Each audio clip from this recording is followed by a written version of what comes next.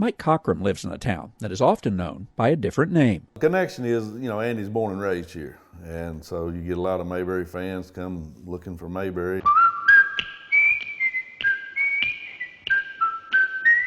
Mike is speaking of Andy Griffith, who grew up in Mount Airy, North Carolina, but many people just refer to it as Mayberry, since that's the place Andy lived on the long-running TV show.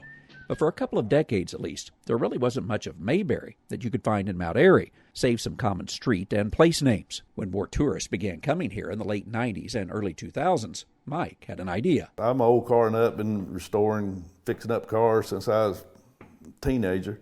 And so I said, hey, I'm gonna get me one of them old Ford Galaxies like you used on the show and fix it up like a squad car and ride people around town in it.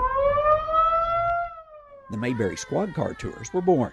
Mike has restored several old Ford Galaxies now, making them appear just like the one Andy and Barney used to patrol Mayberry. We started at Wally's filling station here. That's our home office, and we leave here and we go out to our granite quarry. It's about a mile out of town. Mount Airy is known as the Granite City. That's our official nickname. And Mike and his drivers are known to let the siren wail as they make the run through Mount Airy streets. A tour that takes you past places like the Snappy Lunch and other iconic stores from the show. You go by Andy's old school, where he first began to sing and perform, a place that today brings many visitors to snap a picture with Andy and Opie. But back at Mike's headquarters is a real gem, a place that appears straight from your TV set. It's a recreation of the courthouse.